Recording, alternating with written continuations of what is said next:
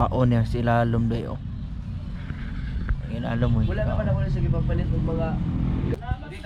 Sige tol. Ayan, ako gulit niya pwede. Diba? Di pa kangan.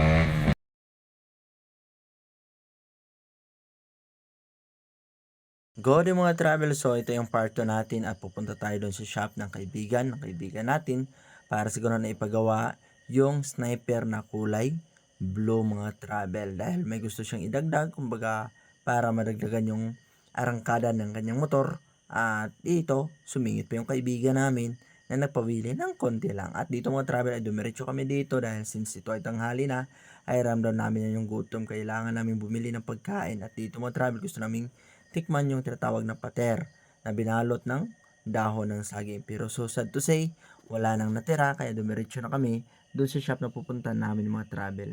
At ito naman yung Wao, yung baga sentro ng lungsod na to. Nasa 9 kilometers mula doon sa Valencia City mga ka-travel. So kung gusto nyong pumunta doon sa shop na yung mga travel kung saan kami ngayon magpapagawa nitong sniper ay kailangan nyo ng sundan o tutukan itong video para sa ganun ay makita nyo yung shop na yon. So dito mga travel ay kailangan yung kumaliwa para dito yung shop naka-locate mga travel. Dito yung nakapwesto kaya dito tayo hihinto syempre naman dahil dito tayo magpapagawa, di ba? So ngayon, kinausap muna namin yung mekaniko kung available ba siya, hindi busy. So far so good. Naging available naman kaya dito pinagawa ng mga travel at unang baklas ay ganito ang bumungad. Yung air filter ng kasama namin ay pwede natamnan ng palay dahil grabe na yung putik mga travel na pumasok doon sa air filter niya. Kaya ito natatawa yung mga kasama namin dahil grabe ang dumi na daw nung air filter. Iwan ko kung anong nangyari pero since ito ay malayuan yung kanyang biyahe mga travel. At ito naman yung nagiging issue ng Sniper 155. So, kita nyo, yung isa puti, yung isa itim na. So, yung itim mga travel, yun yung nag-lock dahil since ito ay prone dun sa mainit na part, kaya yun, naging mahigpit mga travel at nahihirapan kaming baklasin yun. So, yung mekaniko, ginawa ang lahat, binuhusan ng pampalubot, yung gasolina at iba pa, at kailangan yung dandahanin yan dahil pag pinilit yung mga travel ay maaari yung maputol. So, ang ginawa ng bolt ay kinalawang tapos kinain niya yung thread dun sa loob. Kaya kita nyo siguro may bakal pa o kumbaga may stainless pa na nakadikit dun sa bolt na yon. So far so good naman dahil natanggal ng maayos. At ito naman yung VV mga travel, matatagpuan yan sa right side ng sniper. At tinanggal yung mga travel, sabi nung yung mekaniko, pwede niyang tanggalin o baga i-delete o delete VVE.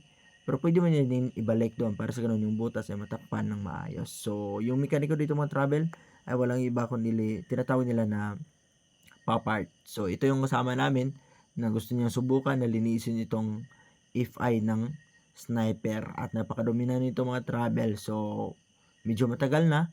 Siguro hindi napagawa kaya ayan yung throttle body ay napakarumi din. So, dito yung mekaniko na mismo gumawa dahil nahirapan yung kasama namin. So, dito ma-travel ay kailangan mo lang lagyan ng wire tsaka yun, singit mo lang yung pang palinis tapos idikit mo lang doon sa baterya ay ganoon na. Pag naging ayos na yung daloy, ayan so diretso-diretso na. So, okay na yung mga travel. At dito mga travel ay ganito naman ang nangyari sa kanyang piston. So, grabe na yung carbon. So, medyo na marumi yung mga travel at linis nyo lang yan gamit ang gasolina. So, ito yung pinaka main purpose ng mga travel na gustong ipagawa ng kasama namin. Kumbaga, lalakyan yung butas ng head para sa ganun yung throttle naman o throttle body ay makahinga ng maluwag. Tapos, yung air intake tsaka yung siyempre yung gasolina ay magiging balanse at magiging mas malakas din dahil ika nga linakihan na yung butas mga travel kaya magiging malaking dagdag sa lakas ng sniper, yung arangkada, yung top speed, yung 6 gear kumbaga mga travel ay magkakaroon ng lakas dahil sa stock ay kulela talaga yung 6 gear ng sniper.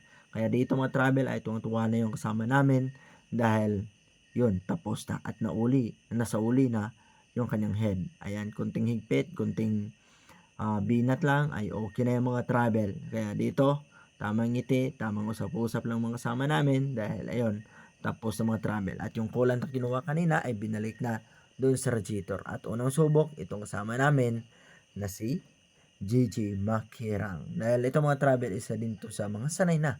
Kung gusto niyo makipagsabayan sa kanya, ay nasa inyo na yung mga travel, lalo na sa kurbadahan. So, may ibibigay siya sa inyo. So, yan. Willie na naman. So, yung mga travel, tuloy-tuloy na yung mga travel at hanggang doon sa dulo nung daan na yan. At dito mga travel, pagbalik niya, ay syempre, ayan, ang swabe.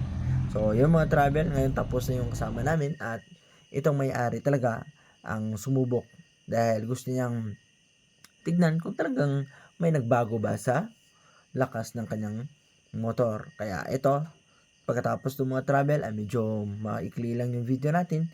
Kaya ito, tuwang-tuwa na yung kasama namin dahil ika nga, may nararamdaman siyang pagbabago. Kaya ganito ang naging reaksyon ng mga kasama namin nung pinatay niya. Ay, lagi palong para. Di palong. So, tila natulala mga travel at may pagkabalisa, kumbaga, nag-alala siya bakit niya pinatay agad. Dahil yung kasama namin ay pabiro niya sinabi na bakit gano'n, pinatay mo ng madalian. So, gano'n, biro lang yung mga travels. Yun lang, ride safe sa lahat. God bless.